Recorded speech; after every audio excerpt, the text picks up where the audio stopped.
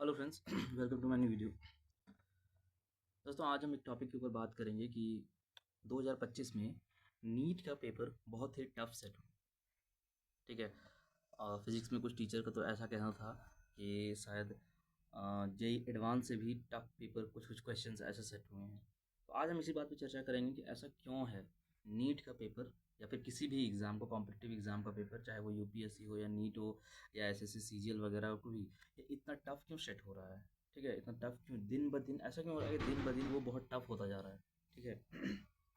तो इसी के ऊपर हम लोग बात करेंगे। ठीक है। तो सबसे पहले ये बता दूं कि मैं कौन हूँ। तो मैं कोई नहीं, मैं एक रैंडम व्यक्ति हूँ। तो मेरा क्या नीट से कोई ताल्लुकात है? कुछ नहीं, कोई ताल्लुकात नहीं है। बस एज ए मैं सोशल ऑब्जर्वर हूँ। ठीक है। चीज़ों को ऑब्जर्व करता हूँ, कहाँ मुझे प्रॉब्लम दिखती है वो मैं बात करता हूँ।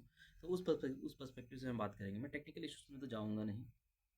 आई नो, अगर आप कोई नीट की स्टूडेंट हो जो आपके पेपर, जो जिसने ये पेपर दिया है, ठीक है, या पहले भी आपने पेपर दिया है, तो यू मस्ट बी फेसिंग, आप बहुत प्रॉब्लम में होंगे, आपको बुरा लगा होगा। आई कैन अंडरस्टैंड चीज़ों को कि आप बहुत मेहनत करते हो, बहुत मेहनत करने के बाद सारा मेहनत पानी में चला जाए तो बहुत तकलीफ होता है। I understand this. I have also been there, I have also felt like that. तो मैं उसका तो मैं आपको इसके लिए बस सहानुभूति दे सकता हूँ कि देखिए, जीवन ऐसा ही होता है। ये आप अकेले नहीं हो, बहुतों के साथ ऐसा होता है, बहुतों के साथ ऐसा हो रहा है और बहुत से लोगों के साथ ऐसा हो चुका है। मैं खुद उसका एक एग्जांपल हूँ, मेरे साथ बहुत ऐसे ऐसी चीज़ें हुई हैं। ठीक है। तो और ये एक तरह से मैं आपको कहूँगा कि अगर आप बहुत मेहनत की और नीट में आपका नहीं हुआ, ठीक है, it's bad news, it hurts, I understand, but ये आपको फ्यूचर के लिए प्रिपेयर कर रहा है। ठीक है, कहीं ना कहीं आपको मेंटालिटी को स्ट्रांग बना रहा है, चीज़ों को। क्योंकि लाइफ ऐसी है ना, ऐसी अनप्रिडिक्टेबल है ना, चीज़ें खोती जाएंगी, चीज़ें खोती जाएंगी, चीज़ें खोती जाएंगी, इस तरह से खोती जाएंगी कि करियर ख़त्म हो सकता है, पैसा ख़त्म हो सकता है, दोस्त ख़त्म हो सकता है, रिश्ता टूट सकता है, जिससे आप प्यार करते हैं वो आपको छोड़ के जा सकता है। आपके माँ बाप छोड़ के तो नहीं जाएंगे, बट उनका डेथ होगा, और ये सब एकदम पक्का है, होगा होगा। इन सब में, इन सब चीज़ों में और ज़्यादा दुख होगा इससे। तो आप बस ये समझ लीजिए कि ये एक लाइफ का तरीका है इंसान को सिखाने का कि कैसे जीवन में मुश्किलों को हैंडल करना है। ठीक है। तो ये तो बात हो गई। मैं आपको वो सहानुभूति थोड़ी सी देता हूँ इसके लिए, और हिम्मत रखो। ठीक है। बहुत रास्ता है जीवन में, कुछ ना कुछ हो जाएगा, टेंशन नहीं लो। और लगता है हमें, जिस चीज़ के लिए हम पागल रहते हैं, उस वक्त हमें लगता है कि ये नहीं हुआ तो मेरा जीवन कैसे चलेगा, लेकिन चलता है, चलता है। सब चीज़ समय के साथ ठीक होता है। समय की यही खास बात है कि वो गुजर जाता है, चाहे अच्छा हो या बुरा, वो गुजर जाता है। ठीक है। तो मैं अब इसके ऊपर अपने क्वेश्चन पे आता हूँ कि क्या रीज़न है, क्यों ऐसा हुआ, क्यों टफ होते जा रहा है। ठीक है। टेक्निकलिटीज़ का मैं बात नहीं करूँगा, मैं बात करूँगा सोशल इश्यूज़ का। मुझे सबसे बड़ा रीज़न इसका लगता है पॉपुलेशन। भारत का पॉपुलेशन 150 करोड़ है। आप समझ रहे हैं? Do you understand? सिंपली आप सोचिए कि सन 2000 में भारत का पॉपुलेशन लगभग लगभग 105 करोड़ था। ठीक है। और 2025 में आज मैं लिख के देता हूँ, ये ऑफिशियली 150 करोड़ है, अनऑफिशियली ये 150 करोड़ से भी पार होगा। कितने सारे लोग हैं जो इलीगल माइग्रेंट्स हैं, रेफ्यूजीज हैं। ठीक है। जैसे बांग्लादेश से आ रहे हैं या कहीं से आ रहे हैं, जिनका कोई ये नहीं है, कोई ऑफिशियल काउंटिंग नहीं है। कितने सारे वैसे लोग हैं, कितने सारे लोग हैं जो काउंटिंग से बच जाते होंगे, छूट जाते होंगे। ऑब्वियसली यही सी बात है कि ये लगभग लगभग 150 करोड़ से पार है, 155 करोड़ के आसपास मान के चलिए। ठीक है। अब सोचिए, देखिए, हमारे पूरे जनरेशन में सन 2000 तक हम 105 करोड़ तक पहुंचे थे, और सिर्फ 25 साल में 50 करोड़ और ऐड कर दिए, 50%। ये तो मैं बस इस सवाल से चिंतित रहता हूँ, ये पॉपुलेशन जा कहाँ रही है, ये पॉपुलेशन क्या लेके आएगी। मैं इस बात पे भी आऊँगा, आप अभी थोड़ा सा वेट कीजिए, मैं इस बात पे भी आऊँगा कि कैसे यही पॉपुलेशन आपके एग्जाम्स को टफ बना रही है। ठीक है। पहले उसी पे बात कर लेते हैं, फिर बाद में दूसरी चीज़ों में बात करेंगे। देखिए, ये कैसे टफ बना रही है। समझने की बात है कि पॉपुलेशन, अगर आप नीट के एग्ज़ाम दे रहे हो, तो मैं मान के चलता हूँ कि आप 18 19 20 साल के बच्चे होंगे, बहुत ज़्यादा इन सब चीज़ों के ऊपर घुसे नहीं होंगे, तो आपको शायद नॉलेज नहीं होगी, या शायद हो भी सकती है। मैं मान के चल रहा हूँ आपको शायद नॉलेज नहीं होगी। बट ये बात आप ऑब्जर्व करके देखेंगे कि हर वो कंट्री, ठीक है, तो वो एक डेटा उठा के देखेगा, जिस कंट्री में ओवर पॉपुलेशन है उस कंट्री में गरीबी और भुखमरी है। ठीक है, तो गरीबी और बदहाली का सीधा रिलेशन होता है पॉपुलेशन के साथ, सीधा। जिस कंट्री का पॉपुलेशन कम होगा वो कंट्री रिच होगा, जिस कंट्री का पॉपुलेशन ज़्यादा होगा वो कंट्री गरीब होगा। ठीक है, और दुनिया में तो सबसे बड़ा भारत है। ठीक है, लेकिन फिर भी हम कहते हैं कि हम गरीब नहीं हैं, हम दिखाते हैं। ठीक है, लेकिन उसका डिस्पैरिटी कितना है, सोच के देखो, जो गरीब नहीं है और जो गरीब है, कितना है अंतर। अगर 150 करोड़ है तो शायद 10 करोड़ हो गए व्यक्ति, या 20 करोड़ होगा जो कि गरीब नहीं होगा या मिडिल क्लास नहीं होगा। 120 30 करोड़ या उससे भी ज़्यादा लोग मिडिल क्लास या लोअर मिडिल क्लास में हैं, गरीब हैं, पुअर हैं। ठीक है, तो मानो चाहे नहीं मानो, कंट्री गरीब है हमारी। पहले से बेहतर हुई है, मैं मानता हूँ, चीज़ें पहले से बेहतर हुई है, लेकिन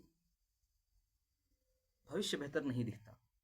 हो सकता है वो चीज़ें, ठीक है, बट इस पॉपुलेशन के साथ तो नहीं होने वाली है। अब पॉपुलेशन से एग्ज़ाम टफ कैसे होता है?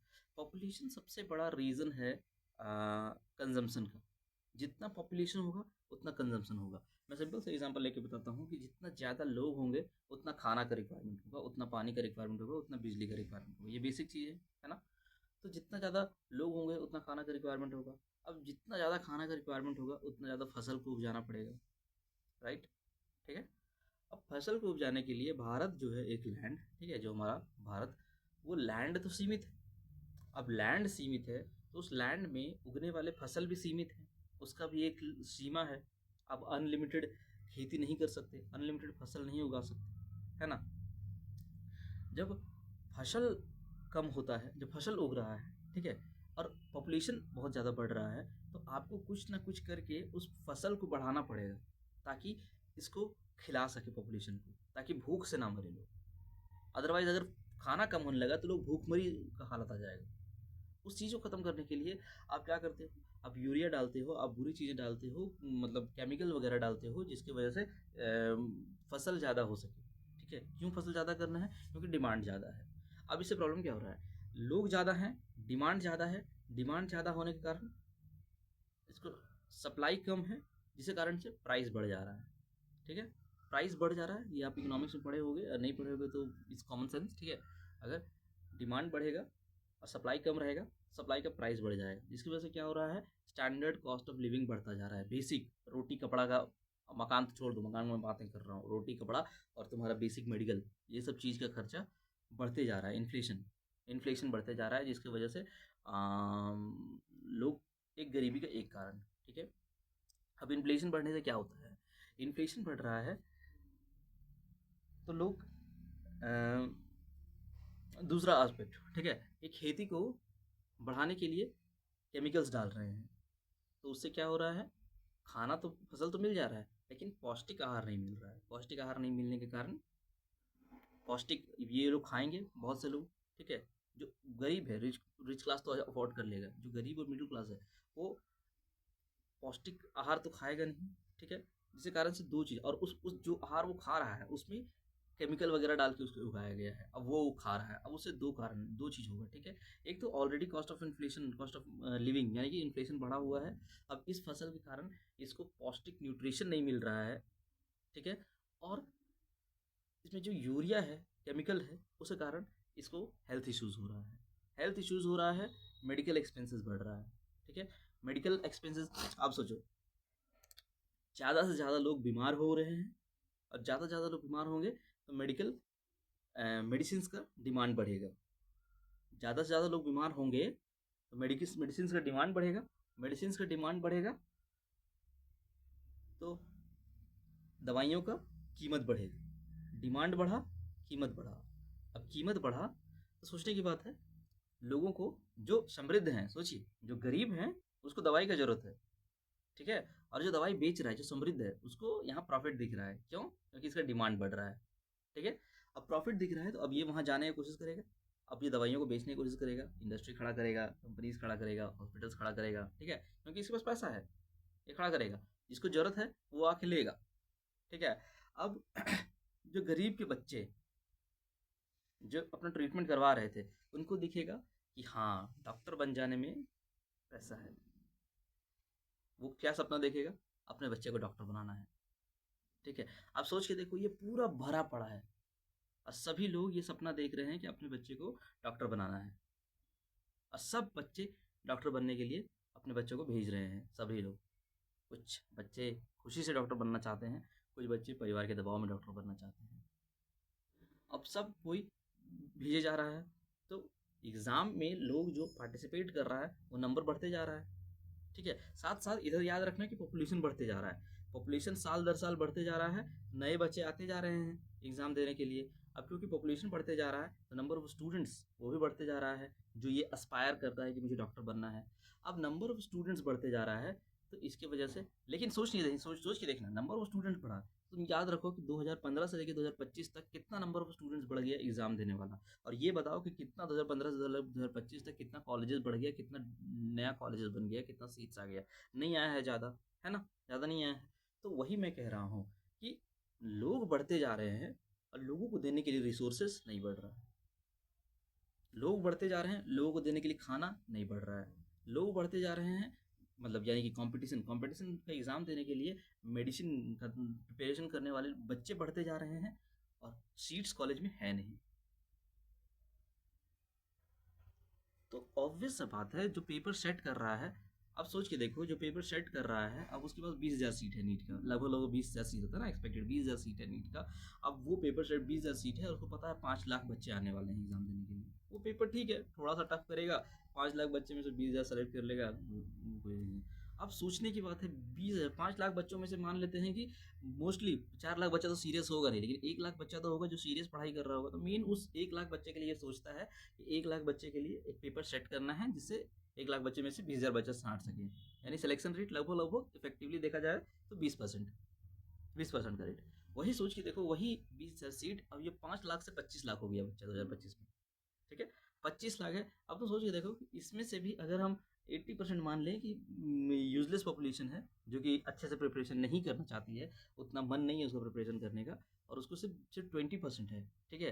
तो तो 5 लाख, 5 लाख बच्चे। अब सोच के देखो, जो कड़ा पॉपुलेशन 5 लाख बच्चा था, 5 लाख बच्चा में से 20,000 बच्चा चुनना है। 5 लाख बच्चे में 20,000 बच्चे चुनना मतलब कि लगभग, मतलब परसेंट कम हो गया, परसेंट मेरा कैलकुलेट नहीं हो रहा है, उतना ध्यान नहीं है, ठीक है? सपोज लो 1 लाख में से 20,000 बच्चों को चुनना और 5 लाख में से 20,000 बच्चों को चुनना। अब इस पेपर को तो टफ बनाना पड़ेगा ना, क्योंकि अगर टफ नहीं बनाएगा पेपर को